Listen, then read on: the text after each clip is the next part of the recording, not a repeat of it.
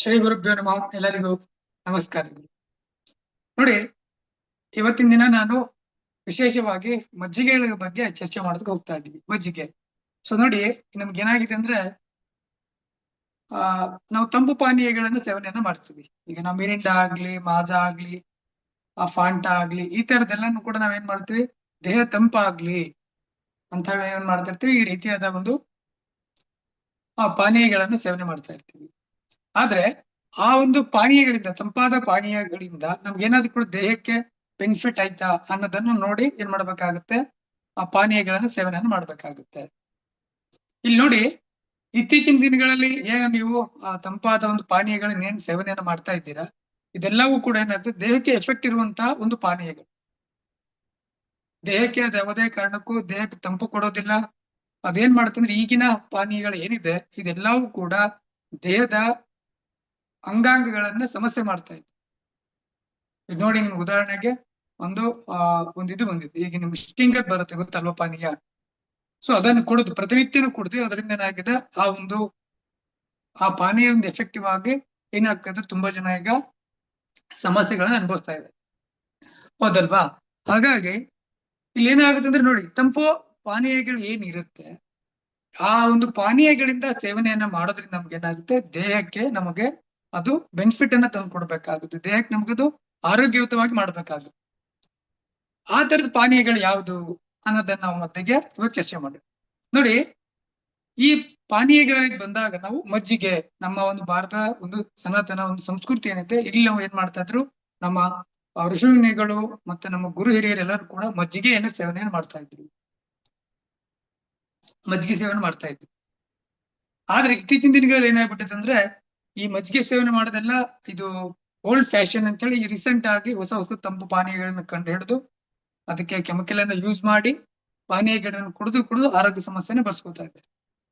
ಇಲ್ಲಿ ನೋಡಿ, ದೇಹ ತಂಪಾಗ್ಬೇಕು ಅಂದಾಗ ಏನ್ ಮಾಡ್ತೀರಾ ನೀವು, ಕೋಲ್ಡ್ ಆಗಿರೋದು ಫ್ರಿಡ್ಜ್ ಅಲ್ಲಿ ವಾಟರ್ ತಗೊಳ್ತೀರಾ, ಹೌದಲ್ವಾ? ಫ್ರಿಡ್ಜ್ ಅಲ್ಲಿ ವಾಟರ್ ಇರುತ್ತೆ, ಇಲ್ಲಾಂದ್ರೆ ಜ್ಯೂಸ್ ಇರುತ್ತೆ, ತಗೊಂಡು ಕುಡಿತಾ ಇರ್ತೀರಾ, ಅದು ಬಾಡಿ ತಂಪಾಗ್ತದೆ. ಇಲ್ಲ ನೋಡಿ, ಅತಿಯಾದ ಕೋಲ್ಡ್ ಐಟಮ್ಸ್ ಏನಿರುತ್ತೆ ಅದು ನೀವು ಸೇವನೆ ಮಾಡಿದಾಗ ಅದು ರಿಪೀಟ್ ಏನಾಗುತ್ತೆ, ಬಾಡಿ ಒಳಗಡೆ ಅದು ರಿಯಾಕ್ಟ್ ಆಗಿ ಹೀಟ್ ಆಗುತ್ತೆ ಬಾಡಿ, ಮತ್ತೆ ದೇಹ ಉಷ್ಣತೆಯಿಂದ ಕೂಡುತ್ತೆ. ನೀವು ಕುಡ್ದ ತಕ್ಷಣ ಆ ಕ್ಷಣಕ್ಕೆ ಆಹಾ ಎಷ್ಟು ತಣ್ಣಗಿದೆ ಫೀಲ್ ಮಾಡ್ತಾ ಇದ್ರಿ, ಇಲ್ಲ, ಅದೇನಾಗುತ್ತೆ ಬಾಡಿಗೆ ಉಲ್ಟಾ ಅದು ರಿಯಾಕ್ಷನ್ ಆಗುತ್ತೆ, ಅದು ಬಾಡಿ ಒಳಗಡೆ ಏನಾಗುತ್ತೆ, ಹೀಟ್ ಆಗುತ್ತೆ.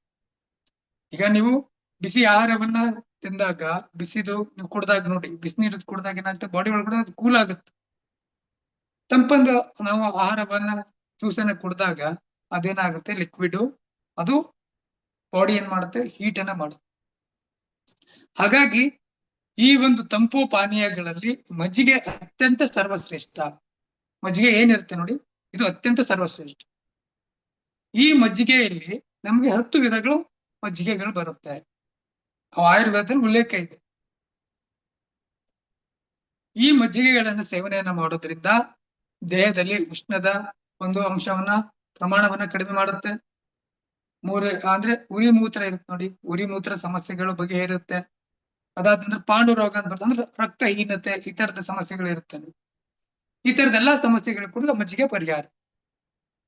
ಇಲ್ಲಿ ಮಜ್ಜಿಗೆಯಲ್ಲಿ ನಾನಾ ವಿಧವಾದ ಮಜ್ಜಿಗೆ ಬರುತ್ತೆ, ಮಜ್ಜಿದದ್ ಬರುತ್ತೆ, ಆತರ ನಿಮ್ಗೆ 10 ವಿಧದ ಮಜ್ಜಿಗೆಗಳಿದೆ. ಇವತ್ತು ನಾನು ನಿಮ್ಗೆ ಮಜ್ಜಿಗೆಗಳಲ್ಲಿ ಯಾವ್ಯಾವ ಮಜ್ಜಿಗೆ ಏನೇನ್ ಬೆನಿಫಿಟ್ ಇದೆ ಮತ್ತು ಆ ಮಜ್ಜಿಗೆ ಏನೇನು ದ್ರವ್ಯಗಳನ್ನ ಹಾಕೊಂಡು ಸೇವನೆಯನ್ನ ಮಾಡ್ಬೇಕು ಅನ್ನೋದನ್ನ ನಾನು ಇದು ನಿಮಗೆ ತಿಳಿಸ್ಕೊಡ್ತೀನಿ.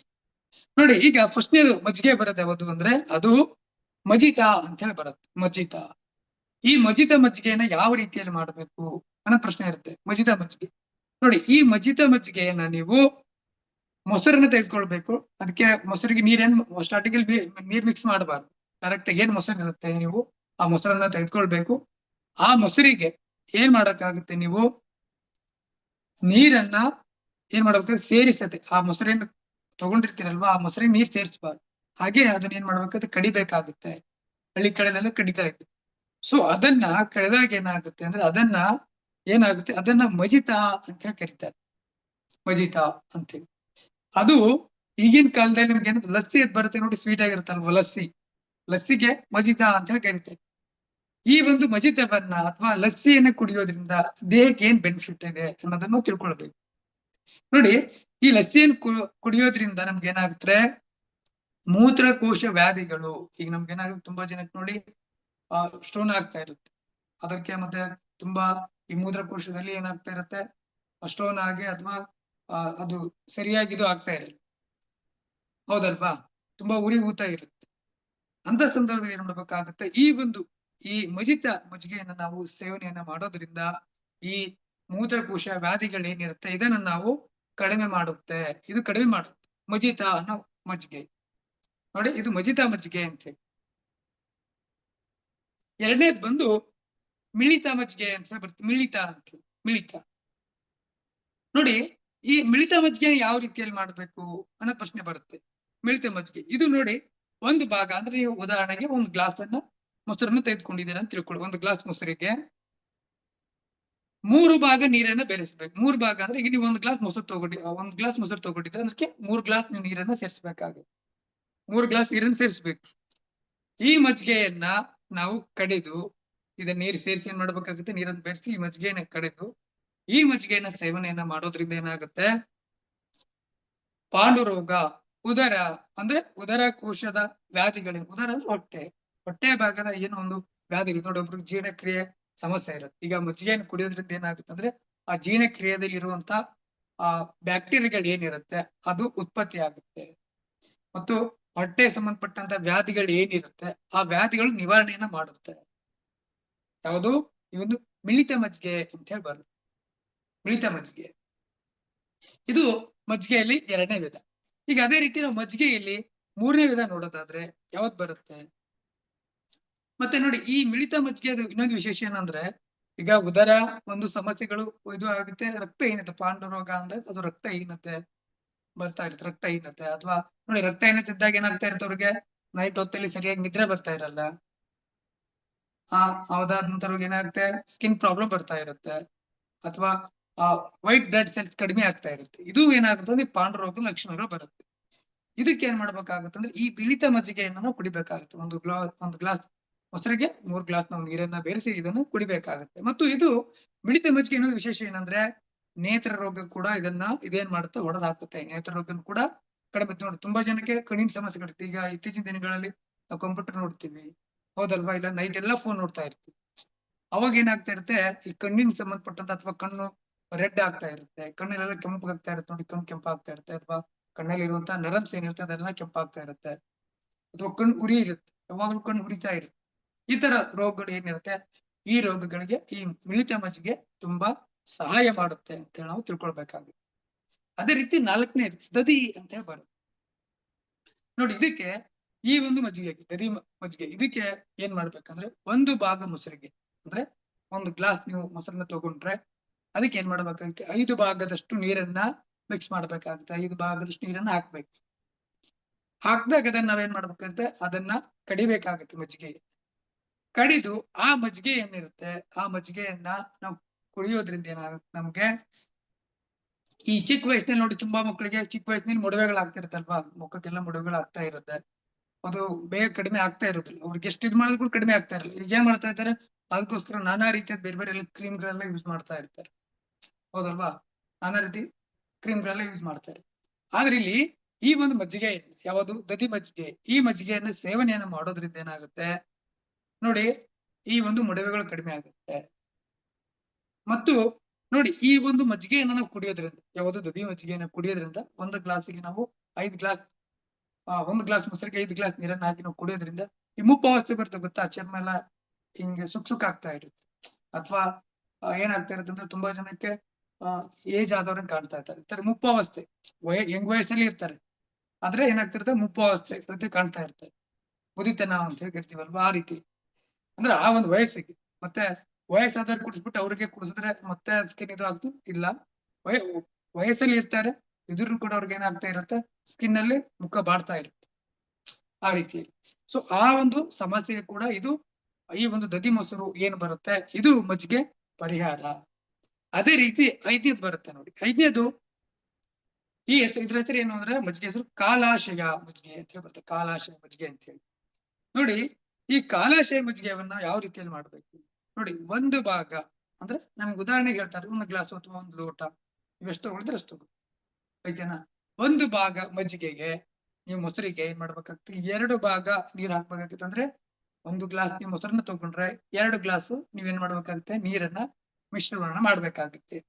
ಈ ಮಜ್ಜಿಗೆಯನ್ನ ಕುಡಿಯೋದ್ರಿಂದ ನಮ್ಗೇನಾಗುತ್ತೆ ನೋಡಿ, ಉದರದಲ್ಲಿರುವ ಹೊಟ್ಟೆಯಲ್ಲಿರುವ ವಿಷ ಶಕ್ತಿಗಳು ಏನಿರುತ್ತೆ ನೋಡಿ, ಈಗ ಏನಾಗುತ್ತೆ ಅಂದ್ರೆ ಬಾಡಿ ಒಳಗಡೆ ಉದರದೊಳಗಡೆ ಒಂದಿಷ್ಟು ನೆಗೆಟಿವ್ ಬ್ಯಾಕ್ಟೀರಿಯಾಗಳು ಕೂಡ ಇರುತ್ತೆ. ಅಂದ್ರೆ ಈಗ ಜೀರ್ಣಕ್ರಿಯೆ ಏನು ನಾವು ಮಾಡ್ಬೇಕಾದ್ರೆ ಬ್ಯಾಕ್ಟೀರಿಯಾಗಳು ಏನಿರುತ್ತೆ ಅದನ್ನ ತಿಂದು ಹಾಕೋ ಬ್ಯಾಕ್ಟೀರಿಯಾಗಳು ಇರುತ್ತೆ, ಅದು ನೆಗೆಟಿವ್ ಬ್ಯಾಕ್ಟೀರಿಯಾ ಜೀರ್ಣಕ್ರಿಯೆ. ಅಂದ್ರೆ ಈಗ ಉದಾಹರಣೆ ನಾವು ಈ ವೈಟ್ ರೈಸ್ ಇದೆಲ್ಲ ತಿಂತೀವಲ್ವಾ, ಈ ವೈಟ್ ರೈಸು ಮತ್ತೆ ನಾವು ಪಾನಿಪುರಿ ಗೋಬಿ ಇವೆಲ್ಲ ತಿನ್ನೋದ್ರಿಂದ ಏನಾಗುತ್ತೆ, ಈ ಹೊಟ್ಟೆಲಿ ಇರುವಂತ ಎಂಜೈಮ್ಸ್ ಗಳು ಏನಿರ್ತದೆ ಅದೆಲ್ಲ ಸತ್ತೋಗ್ಬಿಡುತ್ತೆ, ಅದೆಲ್ಲ ಇದು ಆಗ್ಬಿಡುತ್ತೆ. ಅವಾಗ ಏನಾಗುತ್ತೆ ಅವ್ರಿಗೆ ಆ ಜಾಸ್ತಿ ಏನಾಗುತ್ತೆ ಒಳಗಡೆ ಈ ಎಂಜಸ್ ನೆಗೆಟಿವ್ ಎಂಜಸ್ ಕ್ರಿಯೇಟ್ ಆಗುತ್ತೆ ಹೊಟ್ಟೆ ಒಳಗಡೆ, ಜಂತು ಹುಳಗಳು ಬರುತ್ತೆ ಗೊತ್ತಾ ನಿಮ್ಗೆ ಆ ತರ.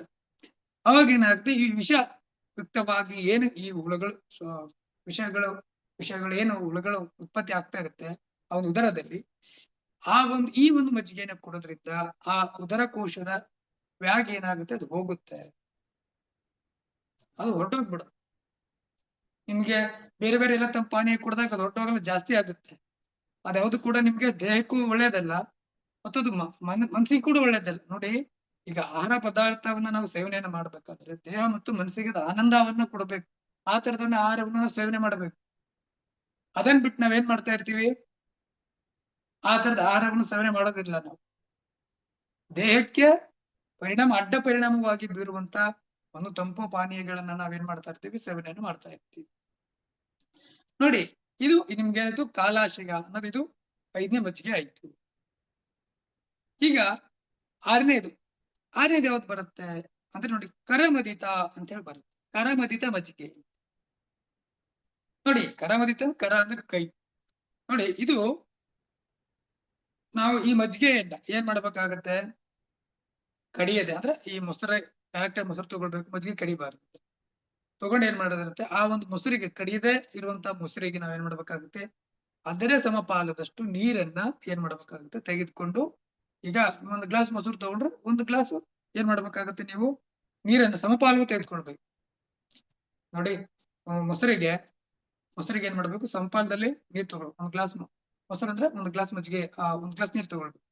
ತಗೊಂಡು ಏನ್ ಮಾಡ್ಬೇಕಾಗುತ್ತೆ, ಇದನ್ನ ಕೈಯಿಂದನೇ ಏನ್ ಮಾಡ್ಬೇಕಾಗ್ತದೆ, ಈ ಮಜ್ಜಿಗೆ ಏನಿದೆ ಇರುತ್ತೆ ಇದನ್ನ ಕರಮದಿತ ಅಂದ್ರೆ ಕೈಯಿಂದಾನೆ ಮಾಡುವಂತ ಮಜ್ಜಿಗೆ, ಕೈಯಿಂದಾನೆ ಮಾಡ್ತಾರೆ, ಇದಕ್ಕೆ ಕರಮದಿತ ಅಂತ ಹೇಳಿ ಕರಿತೀವಿ. ಈ ಒಂದು ಮಜ್ಜಿಗೆಯನ್ನು ನಾವೇನ್ ಮಾಡದೇ ಇರುತ್ತೆ ಕುಡಿಯೋದ್ರಿಂದ ಏನಾಗುತ್ತೆ, ಇವ್ರಿಗೆ ತುಂಬಾ ಜನ ಏನ್ ಮಾಡ್ತಾರೆ, ಈ ಕರಮದಿತ ಮಜ್ಜಿಗೆ ಮಾಡ್ತಾರೆ ನೋಡಿ, ಕೈಯಿಂದಾನೆ ಮಾಡಿದ್ ಮಾಡ್ತಾರೆ. ಇದು ಬಾಡಿಗೆ ಎಫೆಕ್ಟಿವ್ ಆಗಿರಲ್ಲ, ಅದು ಮಜ್ಜಿಗೆ ಕಡ್ದಾಗ್ಲೇ ಎಫೆಕ್ಟಿವ್ ಆಗಿರುತ್ತೆ. ಈ ಕರಮದಿತ ಮಜ್ಜಿಗೆಯನ್ನ ಸುಮ್ನೆ ಏನಂದ್ರೆ ಮೊಸರಿಗೆ ಸ್ವಲ್ಪ ನಾವು ಮೊಸರಿಗೆ ನೀರು ಹಾಕೊಂಡು ಮಿಕ್ಸ್ ಮಾಡ್ಕೊಂಡು ಕುಡಿಯೋದ್ರಿಂದ ಅದೇನ್ ಬಾಡಿಗೆ ನಾವು ಯಾವುದೇ ತರದ ಎಫೆಕ್ಟಿವ್ ಆಗಿ ಅಷ್ಟೊಂದು ಬೀಳೋದಿಲ್ಲ. ಕರಮದಿತ ಯಾವಾಗಲೂ ಕೂಡ ಮಜ್ಜಿಗೆಯನ್ನು ನಾವು ಕಡಿಬೇಕಾಗತ್ತೆ, ಕಡ್ದಾಗಿನ ಅದರಿಂದ ಆ ಒಂದು ಬೆಣ್ಣೆ ಉತ್ಪತ್ತಿ ಆಗಿರುತ್ತಲ್ವ ಆ ತರದ ಮಜ್ಜಿಗೆನೆ ನಮ್ಮ ದೇಹಕ್ಕೆ ತುಂಬಾ ಎಫೆಕ್ಟಿವ್ ಆಗಿರುತ್ತೆ. ಅದನ್ ಬಿಟ್ಟು ಈ ಕೈಯಿಂದ ಮಾಡಿದಂತ ಮಜ್ಜಿಗೆಗಳು ಏನಿರುತ್ತೆ ಇದು ದೇಹಕ್ಕೆ ಅಷ್ಟು ಪರಿಣಾಮವಾಗಿ ಈ ಉಳಿದ ನಿಮ್ಗೆ ನಾನು ಇಲ್ಲಿವರೆಗೆ ಹೇಳಿದೆ ಆ ತರದ್ದು ಯಾವುದೇ ರೀತಿಯ ಪರಿಣಾಮಗಳು ಬೀರೋದಿಲ್ಲ ಇದನ್ನ ಈ ಕರಮದಿತ ಮಜ್ಜಿಗೆಯನ್ನ ಮಾಡೋದ್ರಿಂದ. ಓಕೆನಾ. ಅದೇ ರೀತಿ ನೋಡಿ, ಈಗ ನಾವೇನ್ ಮಾಡ್ಬೇಕಾಗುತ್ತೆ ಅಂದ್ರೆ ನೆಕ್ಸ್ಟ್ ಇನ್ನೊಂದು ನೋಡೋದು, 8ನೇ ಇದು 7ನೇ ಮಜ್ಜಿಗೆ ಬರುತ್ತೆ. 7ನೇದು ಯಾವುದು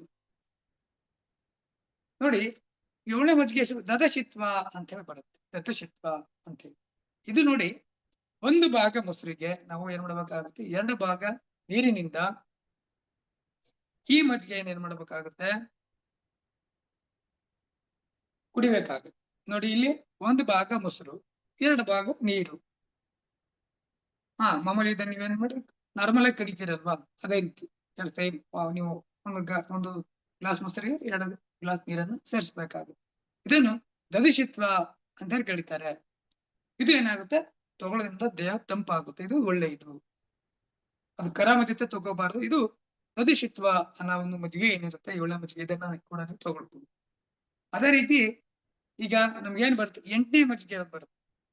ಇಲ್ಲಿ ತಕ್ರ ಅಂತ ಹೇಳಿ ಬರುತ್ತೆ ನೋಡಿ, ತಕ್ರ ಅಂತ ಹೇಳಿ ಮಜ್ಜಿಗೆ ಹೆಸರು, ತಕ್ರ ಮಜ್ಜಿಗೆ ನೋಡಿ. ಇದು ಈ ತಕ್ರ ಮಜ್ಜಿಗೆ ಏನಂದ್ರೆ 2 ಭಾಗ ಮೊಸರು, 2 ಭಾಗ ಮೊಸರು ಏನಿರುತ್ತೆ, 2 ಭಾಗ ಮೊಸರು, ಓಕೆನಾ.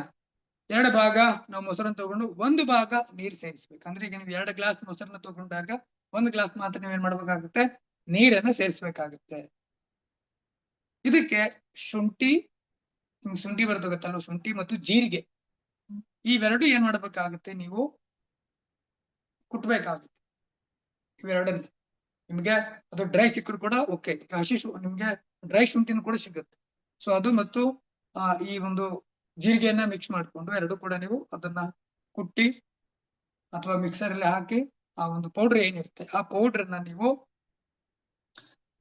ಈ ಒಂದು ಮಜ್ಜಿಗೆಗೆ, ಅಂದ್ರೆ 2 ಗ್ಲಾಸ್ ಮೊಸರಿಗೆ ನೀವು 1 ಗ್ಲಾಸ್ ನೀರನ್ನು ಸೇರಿಸಿ ಏನ್ ಮಾಡಿರ್ತೀರ, ತಕ್ರ ಮೊಸರಿಗೆ ಸೇರಿಸಿ ನಾವು ಇದನ್ನ ಕುಡಿಯೋದ್ರಿಂದ, ಅಂದ್ರೆ ಈಗ ಏನಾಗುತ್ತೆ ಅಂದ್ರೆ ಈ ಮೊಸರು ನೀವೇನ್ ಮಾಡಿರ್ತೀರಲ್ಲ ಶುಂಠಿ ಮತ್ತು ಜೀರಿಗೆ, ಇದು ಮೊದಲಿಗೆ ನೀರನ್ನ ಕುದಿಸ್ಬೇಕು, ಕಷಾಯ ಮಾಡ್ಬೇಕು. ನೀರ್ ಕುದಿಸಿ ಈಗ ಅದನ್ನ ಏನ್ ಮಾಡ್ಬೇಕಾಗುತ್ತೆ, 2 ಗ್ಲಾಸ್ ನೀರಿಟ್ಟು ಆ ಮಜ್ಜಿಗೆಗೆ ಏನ್ ಮಾಡ್ಬೇಕಾಗುತ್ತೆ, ಫಸ್ಟಿಗೆ 2 ಗ್ಲಾಸ್ ನೀರನ್ನ ಹಾಕಿ ಅದ್ರಲ್ಲಿ ಶುಂಠಿ ಹಾಕ್ಬೇಕು, ಶುಂಠಿ ಪೌಡರ್ ಮತ್ತೆ ಜೀರಿಗೆ ಪೌಡರ್ನ ಹಾಕಿ 1 ಗ್ಲಾಸ್ ನಾವು ಬರೋವರೆಗೂ ಕೂಡ ನಿಧಾನವಾಗಿ ಅದನ್ನ ಬೇಯಿಸ್ಬೇಕು ನೀರನ್ನು. ಅದು 1 ಗ್ಲಾಸಿಗೆ ಬರುತ್ತೆ. 1 ಗ್ಲಾಸಿಗೆ ಬಂದಾಗ ಏನ್ ಮಾಡ್ಬೇಕಾಗುತ್ತೆ, ಈ 1 ಗ್ಲಾಸ್ ಅಲ್ಲಿ 2 ಗ್ಲಾಸ್ ಮೊಸರನ್ನ ತಗೊಂಡು ನಾವು ಏನ್ ಮಾಡ್ಬೇಕಾಗುತ್ತೆ, ಮಿಕ್ಸ್ ಮಾಡ್ಬೇಕಾಗುತ್ತೆ. ಆ ಒಂದು ಮಜ್ಜಿಗೆಯನ್ನ ಮಜ್ಜಿಗೆಯನ್ನ ಕುಡಿಯೋದ್ರಿಂದ ರಕ್ತಹೀನತೆ ನಾಶ ಆಗುತ್ತೆ. ಈ ರಕ್ತಹೀನತೆ ದೂರ ಮಾಡುತ್ತೆ. ತಲೆ ಸುತ್ತು ಬರ್ದಾಗ ನೋಡಿ, ತಲೆ ಸುತ್ತು ಬರೋದು ಈ ತರದೆಲ್ಲ ಇರುತ್ತೆ ನೋಡಿ, ಈ ತರದೆಲ್ಲ ಸಮಸ್ಯೆಗೆ ಇದು ಪರಿಹಾರ. ಯಾವುದು, ತಕ್ರ ಅನ್ನೋದು ಒಂದು ಮಜ್ಜಿಗೆ. ಈಗ 9ನೇ ನೋಡ್ರಿ, 9ನೇದು ಯಾವತ್ತು ಬರ್ತಂದ್ರೆ ನೋಡಿ, 9ನೇದು ದಂಡಹತ್. ನೋಡಿ ದಂಡಹತ್ ಅಂತ ಹೇಳಿ ಇದು ಮಜ್ಜಿಗೆ ಬರುತ್ತೆ. ಇಲ್ಲಿ 1 ಭಾಗ ಮೊಸರಿಗೆ ಮತ್ತೇನ್ ಮಾಡ್ಬೇಕಾಗುತ್ತೆ, ನಾವು ಇಲ್ಲಿ 2 ಭಾಗ ನೀರನ್ನು ಹಾಕಿ ಮಜ್ಜಿಗೆಯನ್ನ ಕಡಿಬೇಕಾಗುತ್ತೆ. ಈ ಮಜ್ಜಿಗೆಯನ್ನ ನಾವ್ ಏನ್ ಮಾಡ್ಬೇಕಾಗುತ್ತೆ, ಎಲ್ಲಾ ಋತುಗಳಲ್ಲಿಯೂ ತೆಗೆದುಕೊಳ್ಬಹುದು. ನೋಡಿ ಏನಿದೆ, ಎಲ್ಲಾ ಋತುಗಳಲ್ಲಿ ಕೂಡ ನಾವು ನೋಡಿ ಬಾಡಿ ಜಾಸ್ತಿ ಇದ್ದಾಗ ಏನಾಗುತ್ತೆ, ಒಂದೊಂದು ಋತುಮಾನಗಳ ತಕ್ಕಂಗೂ ಕೂಡ ನಾವು ಮಜ್ಜಿಗೆಯನ್ನು ಸೇವನೆ ಮಾಡ್ತಾರೆ. ಆದ್ರೆ ಈ ಒಂದು ನಾನ್ ನಿಮ್ಗೆ ಏನ್ ಹೇಳ್ತಾ ಇದ್ದೀನಿ, ದಂಡ ಈ ಮಜ್ಜಿಗೆ ಎಲ್ಲಾ ಋತುಮಾನ, ಬೇಸಿಗೆ ಕಾಲ, ಮಳೆಗಾಲ, ಚಳಿಗಾಲ 3 ಕಾಲದಲ್ಲಿ ಕೂಡ ಇದನ್ನ ಸೇವನೆ ಮಾಡುದು. ಎಲ್ಲಾ ಋತುಗಳಲ್ಲಿ ಕೂಡ, ವಸಂತ ಋತು, ಗ್ರೀಷ್ಮ ಋತು ಏನ್ ಬರುತ್ತೆ, ಎಲ್ಲಾ 12 ಋತುಗಳ ಏನಿರುತ್ತೆ ಎಲ್ಲಾ ಋತುಗಳಲ್ಲಿ ಕೂಡ ನೀವು ಇದನ್ನ, ಆ ಋತುಗಳೇನ್ ಬರುತ್ತೆ ಆ ಋತುಗಳಲ್ಲಿ ಕೂಡ ನೀವು ಇದನ್ನ ಸೇವನೆ ಮಾಡಿ, ಎಲ್ಲಾ ಈ ಋತುಗಳಲ್ಲಿ ಕೂಡ ಇದನ್ನ ನೀವು ಸೇವನೆಯನ್ನ ಮಾಡಬಹುದು. ನೋಡಿ ಈ ಒಂದು ದಂಡ ನಿತ್ಯದಲ್ಲಿ ಮಕ್ಕಳಿಗೆ ಕೊಡೋದ್ರಿಂದ, ಈಗ ಸಣ್ಣ ಮಕ್ಕಳು ಇರ್ತಾರಲ್ಲ ಮನೆಯಲ್ಲಿ, ಮಕ್ಕಳಿಗೆ ಕೊಡೋದ್ರಿಂದ ಈ ಒಂದು ಮಜ್ಜಿಗೆ ಮೂಲಕ ಅವ್ರಿಗೆ ಏನಾಗುತ್ತೆ, ಉತ್ಸಾಹವನ್ನು ಉಂಟು ಮಾಡುತ್ತೆ ಈ ಮಜ್ಜಿಗೆ. ಮತ್ತು ಈ ಮಜ್ಜಿಗೆ ಕುಡಿಯೋದ್ರಿಂದ ಚುರುಕುತನ ಹೆಚ್ಚುತ್ತೆ. ಯಾವುದು, ದಂಡಹತ್ ಮಜ್ಜಿಗೆ. ಇದು 9ನೇ ಮಜ್ಜಿಗೆ ಆಯ್ತು. ಈಗ 10ನೇ ಮಜ್ಜಿಗೆ ಹೋಗು. 10ನೇ ಮಜ್ಜಿಗೆ ನೋಡಿ, 10ನೇ ಮಜ್ಜಿಗೆ ಬಂದು ಅತಿ ಮೀಳಿತ ಮಜ್ಜಿಗೆ ಅಂತ ಬರುತ್ತೆ. ನೋಡಿ ಅತಿ ಮೀಳಿತ ಮಜ್ಜಿಗೆ ಅಂತ, ಇದಕ್ಕೆ ನಾವು 1 ಭಾಗ ನಾವು ಮೊಸರನ್ನ ತೆಗೆದುಕೊಂಡು 9 ಭಾಗ ನೀರನ್ನು ಸೇರಿಸಬೇಕಾಗುತ್ತೆ. ಈಗ ನೀವು 1 ಗ್ಲಾಸ್ ಮೊಸರು ತಗೊಂಡ್ರಿ ಅಂತ ತಿಳ್ಕೊಳ್ಳಿ, 1 ಗ್ಲಾಸ್ ಮೊಸರು ತಗೊಂಡಿದ್ರೆ ಇದಕ್ಕೆ 9 ಗ್ಲಾಸ್ ನೀರನ್ನು ಹಾಕಿ ನೀವು ಮಜ್ಜಿಗೆನೆ ಕಡಿಬೇಕಾಗುತ್ತೆ. ಇದಕ್ಕೆ ನೀರ್ ಮಜ್ಜಿಗೆ ಅಂತ ಹೇಳಿ ಕೂಡ ಕರೀತಾರೆ. ಓಕೆನಾ. ಇಲ್ಲಿ ಅತಿ ಮೀಳಿತ ಮಜ್ಜಿಗೆ ಅಂತ ಹೇಳಿ ಕರೀತಾರೆ. ನೀರು ಮಜ್ಜಿಗೆ ಮತ್ತು ಅತಿ ಮೀಳಿತ ಮಜ್ಜಿಗೆ ಅಂತ ಹೇಳಿ ಕೂಡ ಎರಡು ಕೂಡ ಕರೀತಾರೆ. ಆದ್ರೆ ನೋಡಿ, ಈ ಮಜ್ಜಿಗೆಯು ಎಲ್ಲಾ ವಯಸ್ಸಿನವರಿಗೆ ಕೂಡ ಏನ್ ಮಾಡುತ್ತೆ, ಇದು ಬಲವನ್ನ ತಂದು ಕೊಡುತ್ತೆ, ಇದು ಬಾಡಿ ಭಾರಿ ತಂಪು ಮಾಡುತ್ತೆ. ಇದು ಯಾವುದು, ಅತಿ ಮೀಳಿತ ಮಜ್ಜಿಗೆ. ಇಲ್ಲಿ ವಯಸ್ಕರು ಹಾಗೂ ಮಕ್ಕಳು, ವಯಸ್ಕರು ಏನಿರ್ತಾರೆ ಯಂಗ್ ವಯಸ್ಸಿನವರು ತಗೋಬಹುದು, ಮಕ್ಕಳಿಗೆ ಕೂಡ ಇದನ್ನ ತೆಗೆದುಕೊಳ್ಬಹುದು. ಇದೇನಾಗುತ್ತೆ, ಆದ್ರೆ ಈ ಒಂದು ಮಜ್ಜಿಗೆ ಏನಿರುತ್ತೆ, ಒಂದು ವಯಸ್ಸಂದ್ರೆ ಈಗ ಒಂದ್ 30, ಒಂದು 25, 30 ವಯಸ್ಸು, ಒಂದು ವಯಸ್ಸು ದಾಟ ಆದ್ಮೇಲೆ ಈ ಒಂದು ಮಜ್ಜಿಗೆಯನ್ನ ತಗೊಳ್ಳೋದ್ರಿಂದ ಅವ್ರಿಗೆ ಯಾವುದೇ ಒಂದು ಶಕ್ತಿ ವಿಷಯದಲ್ಲಿ ಅವ್ರಿಗೆ ಏನಾಗುತ್ತೆ, ಯಾವುದೇ ರೀತಿಯ ಲೋಪ ಇರೋದಿಲ್ಲ ಅಂತ, ಯಾವುದೇ ರೀತಿ ಲೋಪಗಳು ಇರೋದಿಲ್ಲ. ಯಾವುದು, ಈ ಒಂದು ಅತಿ ಮೀಳಿತ ಒಂದು ಮಜ್ಜಿಗೆ. ಇದನ್ನ ನಾನು ಹೇಳಿದೆ ನಿಮ್ಗೆ ನೀರು ಮಜ್ಜಿಗೆ ಅಂತ ಹೇಳಿ ಕೂಡ ಕರೀತಾರೆ ಅಂತ. ಆದ್ರೆ ಮಜ್ಜಿಗೆ ಅಮೃತದಂತ ಮಜ್ಜಿಗೆ ನಾವೇನು ಕುಡಿತೀವಿ ಇದು ಅಮೃತ ಇದ್ದ. ನೀವೇನು ಹೊರಗಡೆ ತಂಪು ಪಾನೀಯ ಕುಡಿತಿರಲ್ಲ, ಅದ ವಿಷಪೂರಿತ, ಅದೆಲ್ಲ ಕುಡಿಬಾರ್ದು ಜಾಸ್ತಿ. ಅದು ಕುಡ್ದಾಗ ನಮ್ಗೆ ಆರೋಗ್ಯ ಸಮಸ್ಯೆನೇ ಜಾಸ್ತಿ ಬರುತ್ತೆ ಹೊರತು ದೇಹಕ್ಕೆ ನೋಡಿ ಎಷ್ಟೋ ಮಜ್ಜಿಗೆಗಳು 10 ಮಜ್ಜಿಗೆಗಳಿದೆ. ಈ 10 ಮಜ್ಜಿಗೆಗಳಲ್ಲಿ ನೀವು ಯಾವುದಾದ್ರೂ ಒಂದು ಮಜ್ಜಿಗೆಯನ್ನ ಸೇವನೆಯನ್ನ ಮಾಡಬಹುದು. ಮಜ್ಜಿಗೆ ಸೇವನೆಯನ್ನ ಮಾಡಬಹುದು. ಇಲ್ಲಿ ಈ ಎಲ್ಲಾ ಈ ನೀರು ಮಜ್ಜಿಗೆಯನ್ನ ಕುಡಿಯೋದ್ರಿಂದ ನಮ್ಗೆ ಏನಾಗುತ್ತೆ, ಈ ಬಿಸಿಲಿನ ತಾಪವನ್ನು ತಗ್ಗಿಸುತ್ತೆ. ಬಿಸಿಲು ಏನು ಜಾಸ್ತಿ ಇರುತ್ತೆ ನೋಡಿ. ಇವಾಗ ನೋಡಿ ಬಿಸಿಲು ಇನ್ನೂ ಆದ್ರೂ ಕೂಡ ತುಂಬಾ ಜಾಸ್ತಿ ಇದೆ. ಈಗಿನ ಇದ್ರಲ್ಲಿ ಕೂಡ ಇನ್ನೂ ಜಾಸ್ತಿ ಇದೆ ಬಿಸಿಲು. ಅದು ಈಗ ಮಳೆಗಾಲ ಅಂತ ಅನ್ನಿಸ್ತಾನೆ ಇಲ್ಲ, ಅಷ್ಟು ಬಿಸಿಲು ಇದೆ. ಹಾಗಾಗಿ ಏನಾಗುತ್ತೆ, ಈ ಒಂದು ಮಜ್ಜಿಗೆಯನ್ನ ನಾವು ಸೇವನವನ್ನ ಮಾಡೋದ್ರಿಂದ ಏನಾಗುತ್ತೆ, ಆಯಾಸ ಕಡಿಮೆ ಮಾಡುತ್ತೆ. ತುಂಬಾ ಸುಸ್ತಾಗ್ತಾ ಇರುತ್ತೆ.